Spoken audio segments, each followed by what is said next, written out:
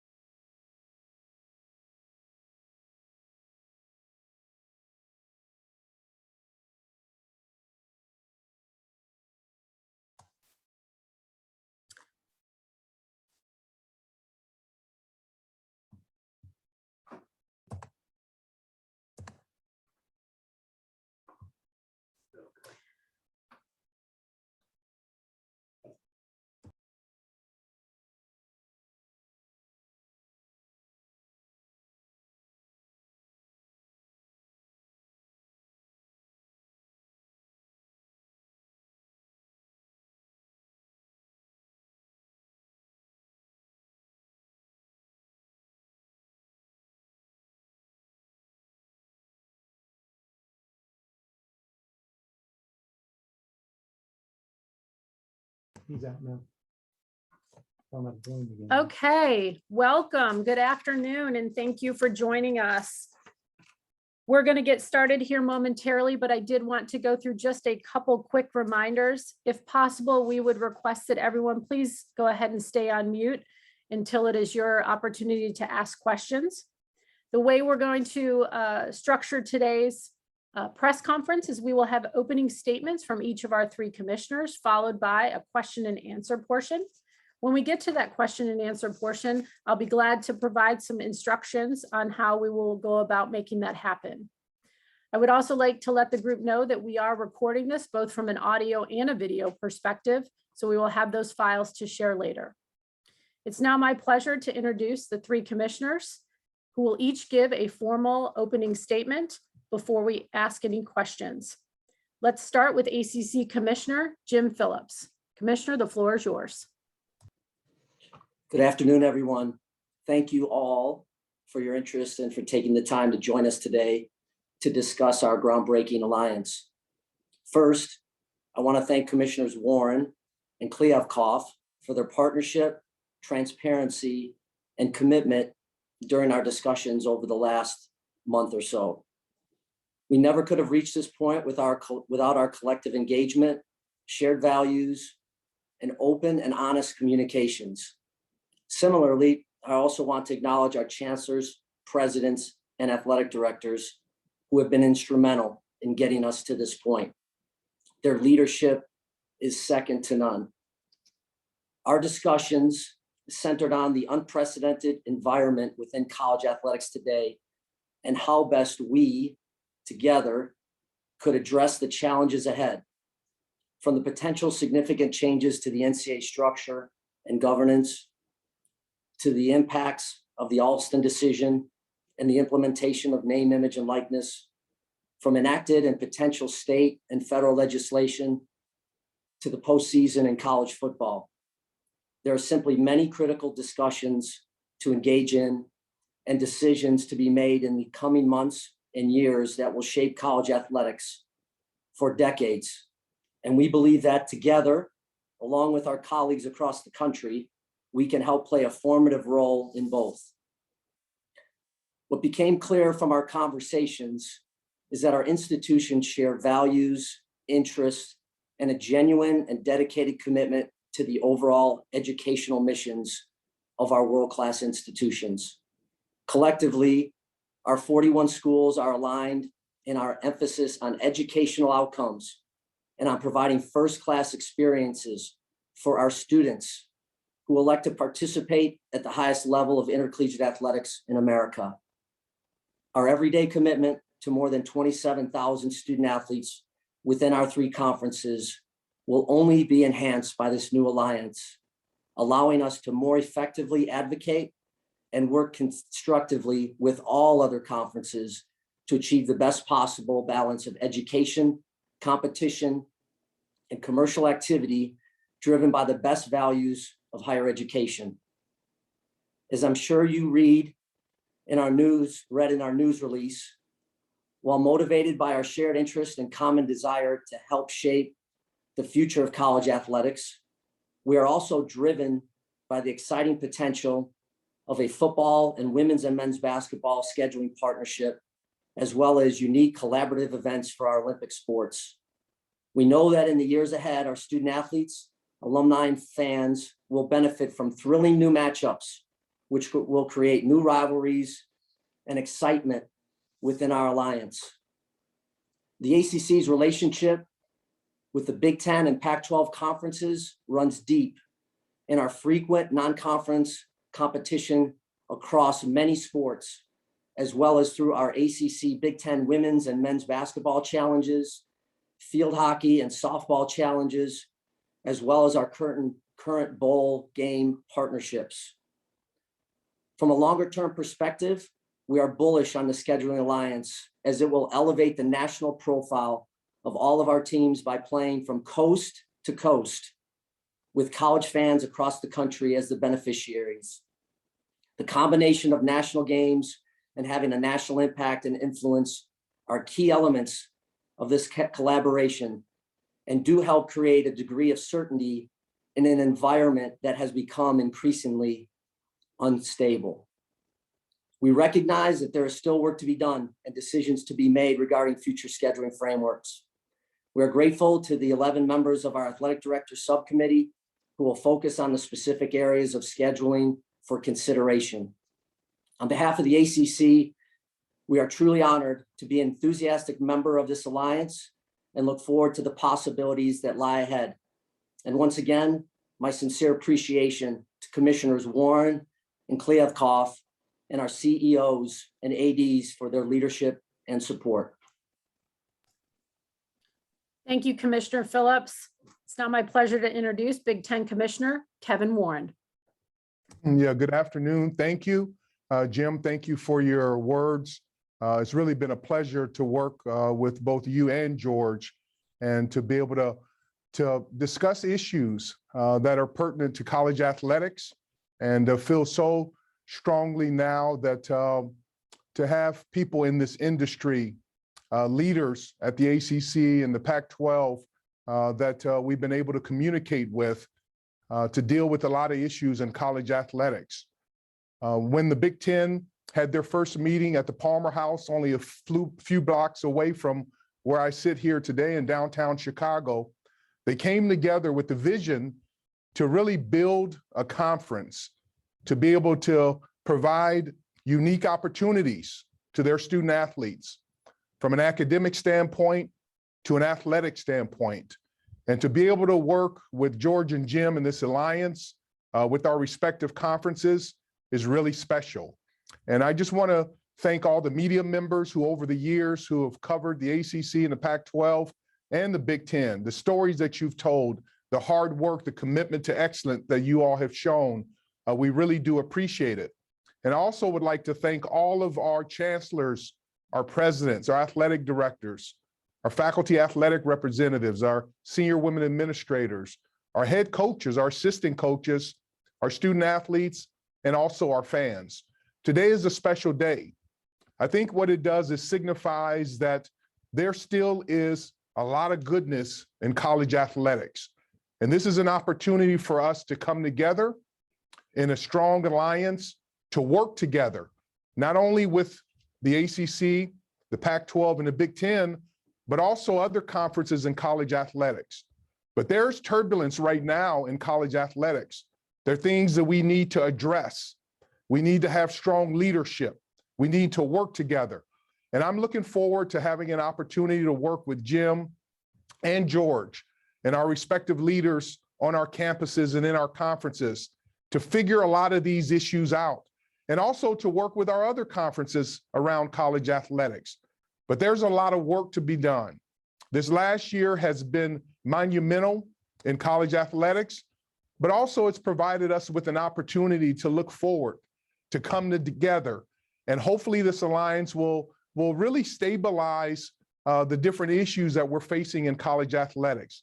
It'll provide opportunities for our student athletes, again, to not only to get a world-class education at one of our 41 institutions, but also to provide them an opportunity to play just in some epic matchups. And I look forward to working with everyone from a football scheduling alliance, from a women's and men's basketball scheduling alliance, and also in creating ways from an Olympic sports standpoint that we all can work together. But again, I think we have to keep in mind what brought us to this day, what brought us all to college athletics, and that is the student athletes. We need to make sure that we have shared values, we keep academics first, we keep our integrity and honor and collaboration together. And I look forward to not only the coming days, the coming months, but also the coming years and the impact of us forming this alliance will have on college athletics as we look over the horizon. So again, Jim, George, and all of the people on our various campuses, thank you for being leaders. Thank you for working together. Thank you for being honest with each other. And we look forward to working together with you, with our bowl partners, with our network partners, to figure out ways that we can make college athletics even more special than it already has been. So with that, I'd like to turn it over to George. And George and Jim, again, I look forward to working with you all on a regular basis. Thank you, Commissioner Warren. And again, it's my privilege to announce Pac-12 Commissioner George Kliavkoff. Commissioner, the floor is yours. Thank you, Amy. I want to start by thanking my fellow commissioners as well from the ACC and Big Ten, Jim and Kevin, along with all of the presidents, chancellors, and athletic directors from each of our three conferences who have come together to make today's alliance announcement possible. More substantive and complex issues have emerged in college sports in the last 3 months than in any other similar time frame in history. The Alston decision, state and federal legislation, the NCAA's Gender Equity Review Report, the future structure of the NCAA, CFP expansion, and of course, conference realignment. The foundation of college sports is, in many respects, in turmoil. But these matters, while challenging, also present once-in-a-generation opportunities for the leaders in college sports to reevaluate long-standing ways of conducting our business, hit the reset button, and come together to make a positive difference in the future evolution of college sports. Despite the shifting landscape, there are some critical constants among many in college athletics, and specifically among every one of the 41 member institutions in our three conferences. These constants include a resolute commitment to our student athlete, a commitment to both academic and athletic excellence, and a commitment to protecting that which makes college sports so special for our student athletes, alumni, and fans. The intersection of these constants and the opportunities afforded by all the disruption are the reason we have come together in this alliance. Today is an historic moment, but it is the very beginning of a long journey of collaboration. It is now upon our three conferences to begin the real work that will make a difference, and to begin leading the discussion that will bring concrete positive changes both on the macro critical matters before college sports and with regard to enhancing our inter-conference schedules for the benefit of our student athletes, alumni, and fans. I want to thank my fellow commissioners once again, and Jim, Kevin, and I will be happy to take any questions. Thank you, gentlemen. We'll now transition to our Q&A portion of today's press conference. Please go ahead and use the raise hand function as part of the conference call, and we'll get to as many questions as possible. We're going to start with Dennis Dodd. Dennis, floor is yours. Yeah, thanks guys for doing this. For all three, I guess, do you support the college football playoff as proposed? And why or why not at this point? Thank you, Dennis. Let's go ahead. We'll start this one with Commissioner Phillips, and then we'll go from there. Appreciate the question, Dennis. And I think, the last couple years where we had a group of individuals take a look at a proposed new alternative, they did excellent work of providing an analysis and an option for us to consider. And I think as we all got together in Dallas in June, the idea was that we were going to spend the rest of the summer until the third week of September when we reconvened socializing the playoff. What did we like about it? What did we have issues with it? Did it make sense? Too many games? What did it do to the bowl structure and the bowl system itself? And so certainly from an ACC standpoint, we haven't made a final decision about where we will fall.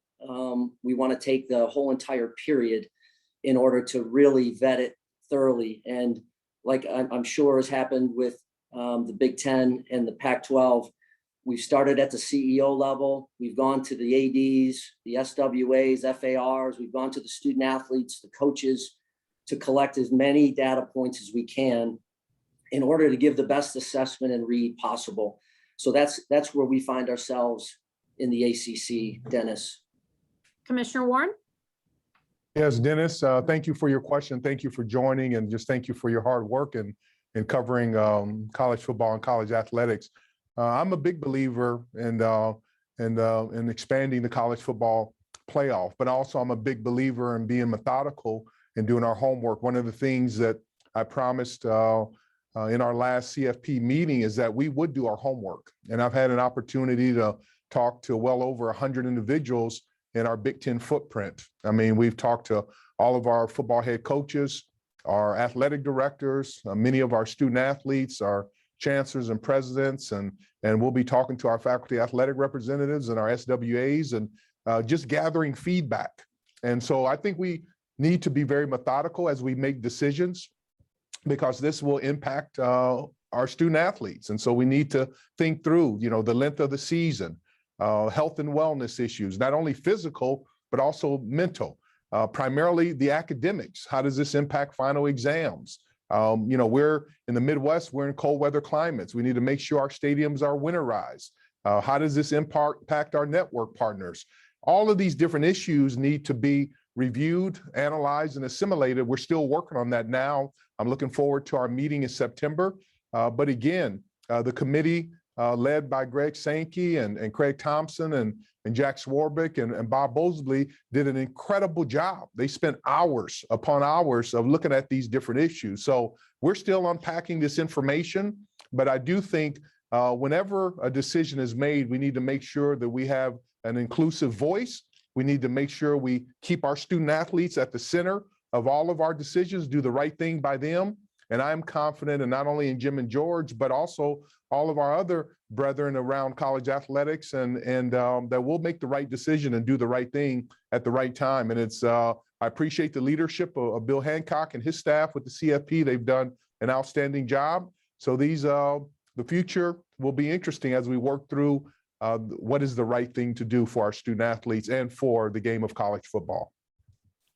I'll just briefly add that the Pac-12 is 100% in favor of expansion of the college football playoffs, that there are issues at the margins, although I'll repeat what Kevin and Jim said, which is the work that was done by the committee to come up with the 12-team playoff is exemplary. There's a lot of really, really good stuff in there, but we're going through a process, as both of my colleagues mentioned. And for me, that means condensing my visits to every single school so that they're terminated by September 28th, so I can get face-to-face feedback from every one of our universities. I was in Boulder, Colorado yesterday. I'm in Eastern Washington today. And we're all doing this work so that by September 28th, we have very good feedback to provide back to the broader committee. Thank you. We'll take our next question from Pat Forty. Thanks, gentlemen, for whoever can answer this. There are obviously some big ideas here, but there's not much in the way of a timeline. I understand that could be a bit of a moving target, but the word I've seen is whenever it's practical. Can we at least give some rough ideas what is practical in terms of scheduling in football games, basketball games, women's basketball games? Commissioner Warren, can we start with you for this one, please? Sure, Pat. Good to hear your voice. Yeah, and one of the things we have to keep in mind is that we already have some existing relationships between the ACC and the Pac-12 and the Big Ten. I mean, starting with basketball, we have an ACC Big Ten Challenge. With the Pac-12, we have a volleyball relationship that we've been able to build with them. And then from a football standpoint, you think about September 11th this year, we have Oregon who will be playing at Ohio State and Washington who will be playing at Michigan. I believe between 2022 and 2035, there are already 68 games that are on the schedule from a football standpoint. And that's not including even Notre Dame in that number. I think if you include Notre Dame, it's 103 games. So a lot of existing games are already on the schedule. What this allows us to do is to focus on the existing games that we have. How do we couch those? How do we build storylines around those? How do we expand those schedules? Pat, I think one thing to keep in mind is that we've promised each other is that we're not going to interfere with any existing contracts that exist. So this is not about getting out of contracts and blowing anything up. This is about honoring those existing contracts, but also building relationships between these three like-minded conferences as we look forward from a scheduling standpoint, not only in football, but in women's and men's basketball, and also in Olympic sports, and to see if there's opportunity to build early season, mid-season tournaments or unique games that will come together. So as I think Jim has said in his comments, and George said it, you know, we're really at the beginning stages of this. But the beautiful thing about this, we have some of the brightest minds in all of college athletics in our athletic departments, with our athletic directors, and also our leaders on campus. So to be able to get in the room now over these next couple of weeks and months and start rolling up our sleeves and going to work to figure out how this will come together is exciting. I mean, we know the elements are there. We have the willingness to work together. We will work together. And I think you'll see some really exciting opportunities for our football, basketball, both men and women, in our Olympic sports student athletes as we start unpacking the scheduling component of this. Commissioner Kliavkoff, do you have anything to add? Nothing to add. Kevin and I are 100% aligned on this, as I know Jim is as well. Okay, we will take our next question from Dan Wolken. Yeah, hey guys, I'm curious what kind of document has been signed or will be signed to formalize this alliance? How will it be legally enforceable? And will it include any language that prevents one league in this alliance from poaching members of another league? We'll go ahead and start with Commissioner Kliavkoff for this. There's no signed contract. There's an agreement among three gentlemen, and there is a commitment from 41 presidents and chancellors and 41 athletic directors to do what we say we're going to do. If there's any lack of specificity in the press release, it's because we want to make sure we could deliver 100% of what we promised. So we're aligned in how we want to approach this, but there's no contract, there's no signed document, and there doesn't need to be. Commissioner Phillips or Commissioner Warren, either of you want to react? I think George said it well. Great. We will transition to our next question, which will be Lane Higgins. Lane? Hey there. This one is primarily for George, but anyone can chime in. Obviously, one of the biggest pieces of college sports we've seen is this push for maximizing revenue from TV. And obviously, having these big non-conference marquee games is big, but also getting into different time zones is important. Could you speak to, how this impacted the thought process and the decision making in, forming this alliance, and how much that, is increasingly important now that the SEC is adding two members that are, large eyeball getters in college sports? There may be residual benefits from this alliance related to increased revenue opportunities, but that wasn't the focus of why we did the alliance. We did the alliance to protect the collegiate model, to work together on these important issues, and to create unique new opportunities for our next generation of student athletes and our fans and alumni who want to see these great games that we'll be able to create. So we weren't focused on revenue when we were creating the alliance. Thank you. We'll take our next question from Kirk Bowles. Yes, to any of the three gentlemen, I'm curious if y'all fear for the survival of the Big 12 once the expansion goes through, and is that bad for the future of college football and athletics? We'll go ahead and Commissioner Warren, do you want to start this one? Thank you. Sure. Thank you for the question. Quite naturally, speaking for us in the Big Ten and I'm sure George and Jim feel this way, I have the utmost respect for Bob Bosley, the commissioner of the Big 12.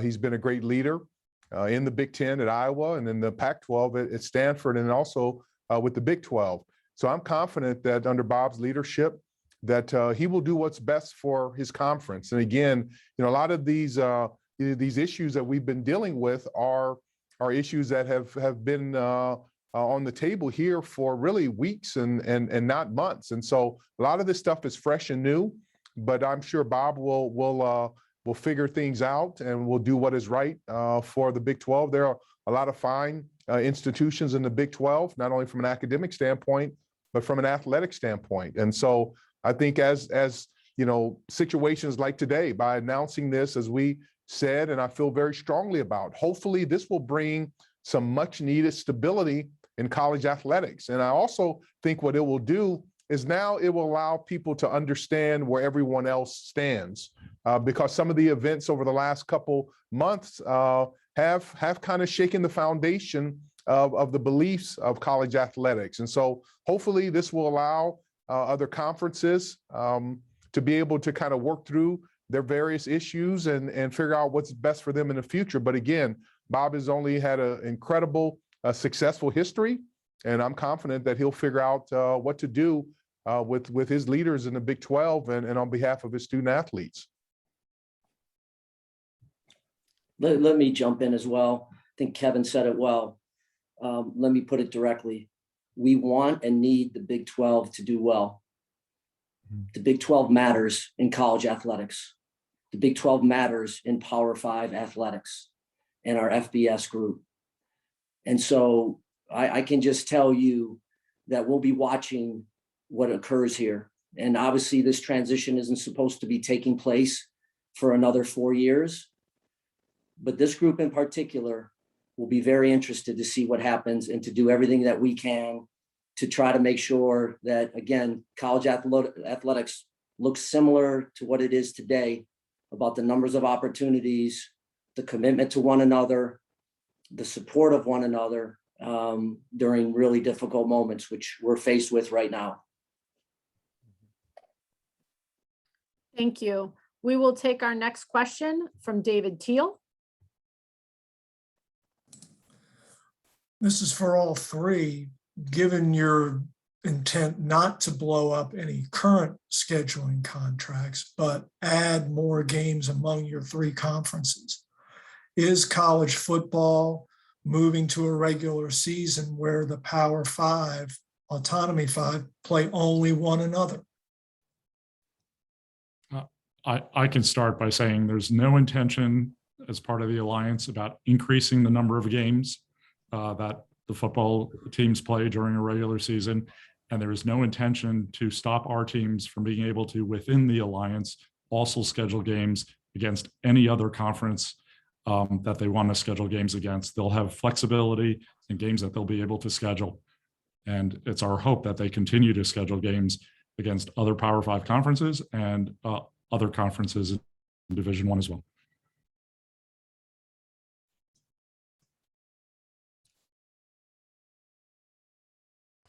Thank you. We'll take our next question from Andrea Adelson.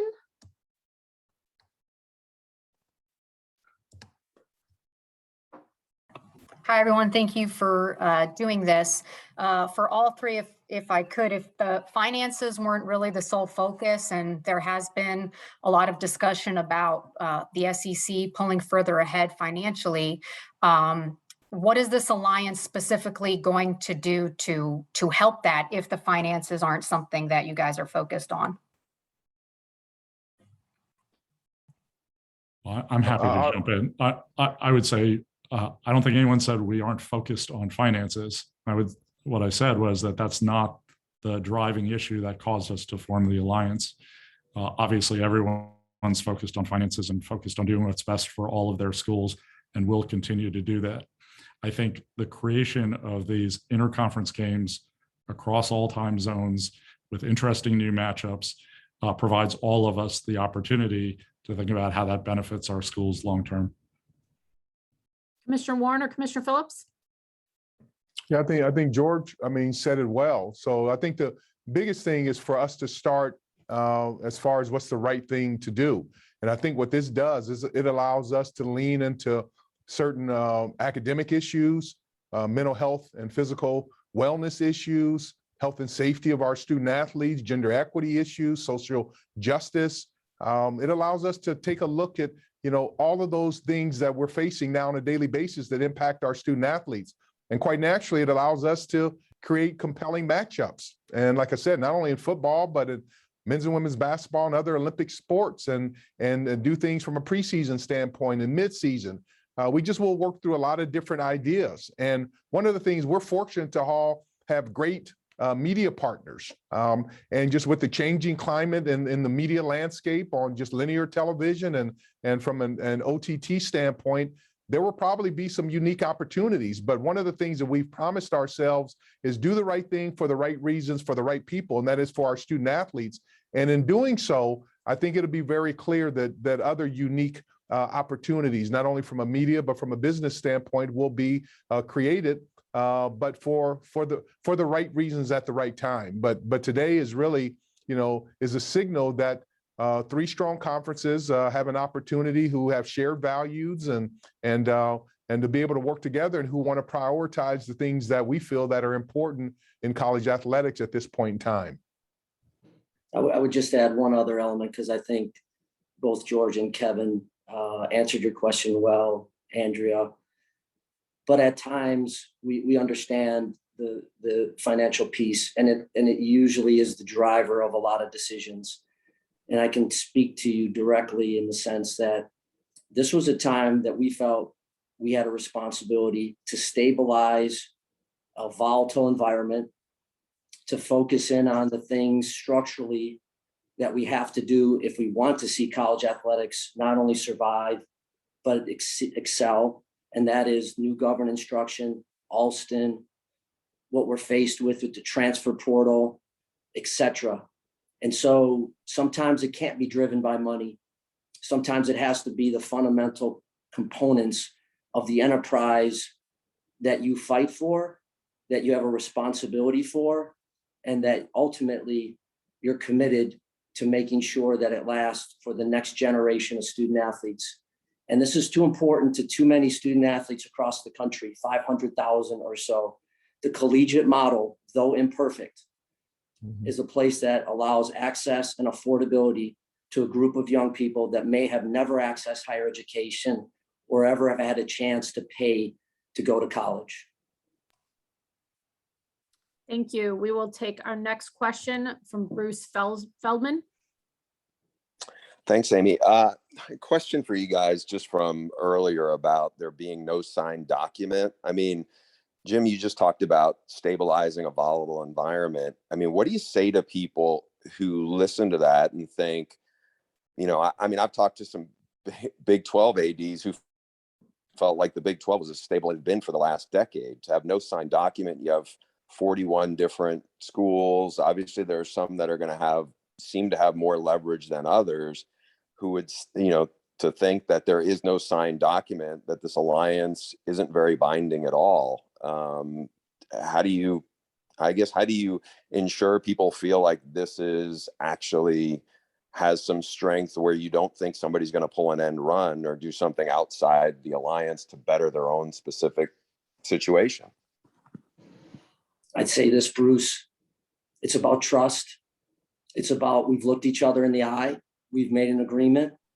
We have great confidence and faith. Our board chairs have looked each other in the eye and have committed to the same level of support and connection to one another. Our athletics directors have done that. And so if that's what it takes to get something considerable done, then, we've lost our way. Of course, binding contracts serve a purpose. But at this juncture, that to us wasn't a critical element of it. And we'll certainly see where all this goes. But I know what we discussed. We all know what we discussed, and we're very confident about executing on all that's been described today. Bruce, good to hear your voice. And again, I think it's a great question. And even though I'm a lawyer, I mean, but one of the things that one of my most favorite law professors at Notre Dame would say that if you have to go back and look at a contract that you signed, you probably entered a deal with the wrong parties. And I think what that says is, our contracts important? Absolutely. They're critically important. But where we are in college athletics right now, what we really need is things to be stable. There's a lot of uncertainty right now. I mean, you look at the NCAA going through the Constitutional Convention review. I mean, we have NIL, we have Austin, we have CFP expansion, we have the gender equity, issues. I mean, we have many issues that we have to deal with, and especially conference realignment. And so we just felt that we could look each other in the eyes, shake each other's hand, to say that we have a fiduciary responsibility to the past student athletes, our current student athletes, and the future student athletes to be able to do something that is right, for once, and to really work together. And I can speak from experience. My father was a student athlete in the 40s at Arizona State University. When fought in the war, came back and finished his degree. My brother was a student athlete in the 60s at Stanford. I was a student athlete in the 80s, and my son is a student athlete right now at Michigan State. So just speaking from experience, that whole essence of college athletics has run through my family all the way since the 1940s. And it gave people who look like me an opportunity to go to college, to be able to compete athletically, to get multiple degrees, to be able to learn about teamwork and honor and faith and camaraderie and integrity.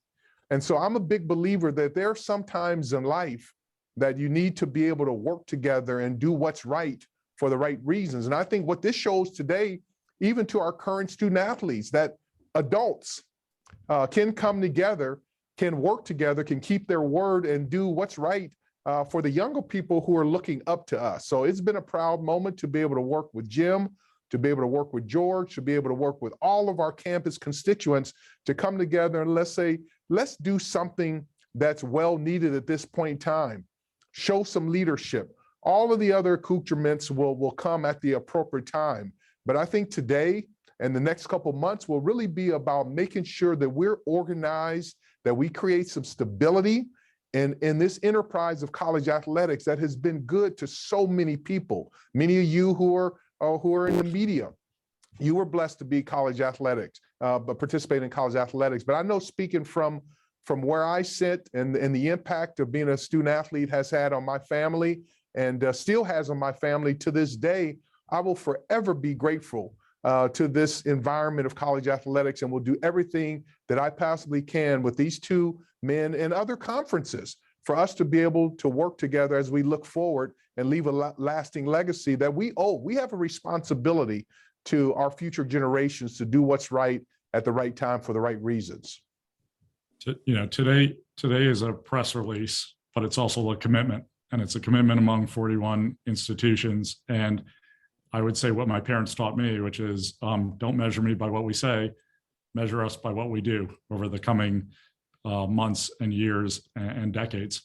And I couldn't be happier about the alliance, and I'm okay with there not being a signed contract. We didn't even focus on that, didn't even talk about that.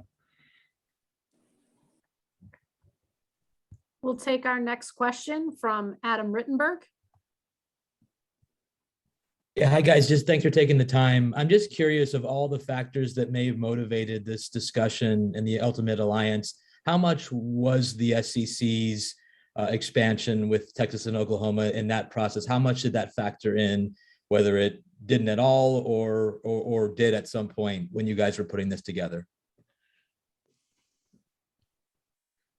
I'll answer that to start. Adam, good to hear your voice.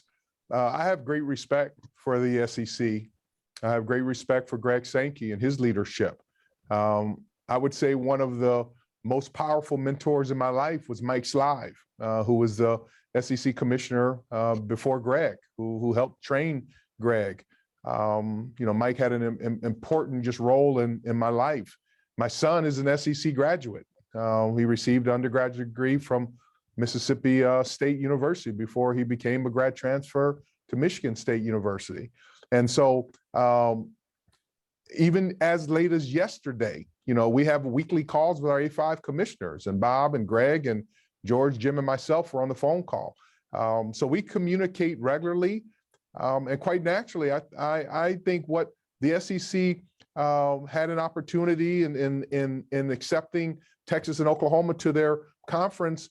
I think what that did is that allowed all of us in college athletics to maybe take a step back and take a step forward to really start evaluating what will the next 1, 3, 5, 7, 10, 15 years look like in college athletics. I mean, quite naturally, because we're in this business, we're always aware of conference realignment. I mean, the Big Ten has grown over the last couple of years by having individuals from other conferences join. So that's always there. But I just think, from where we sit, we have to be aware as far as what's going on. I mean, even one of the things that we learned from COVID last year is that we live in uncertain times.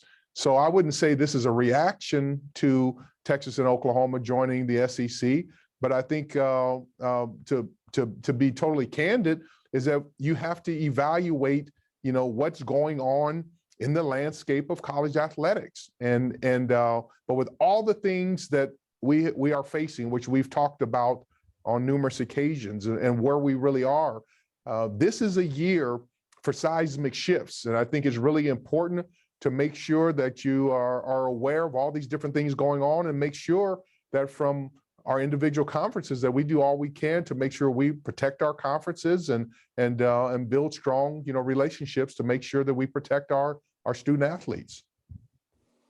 I would also just add, Adam, appreciate the call. In the history of college athletics, one expansion of a conference has usually led to another, to another, and to another. And to the three of us, we felt the stabilization of the current environment across Division I and FBS and Power 5 in particular. This was its chance for a new direction, a new initiative that I don't think has ever been done before, and felt that was the most appropriate step at this current time. And we're proud of it. We really are. And I think we all believe this is the right step in order for all of us to move forward at a critical juncture. Again, when you talk about a new governance structure, the 21st model of the NCAA, Alston, we're all dealing with that. So we're better together than we are separate. But I think you have to have a group that really understands that expansion doesn't mean you end up changing membership across multiple conferences in a significant shortened period of time. Thank you. We're going to take 2 more questions. The first one here is from Nicole Auerbach. Yeah, this just a quick question about that football scheduling piece that is to come for George and Kevin. To make this work, would you need to go down to 8 conference games? Nicole, good to hear your voice, and you always ask those pointed questions. I mean, that's one of the things that we will have to address at the appropriate time, because as we said, one, we promised that we're going to keep all of our existing contracts and games are in order. As you are aware, some conferences have 8 games. We're a conference that has 9 conference games.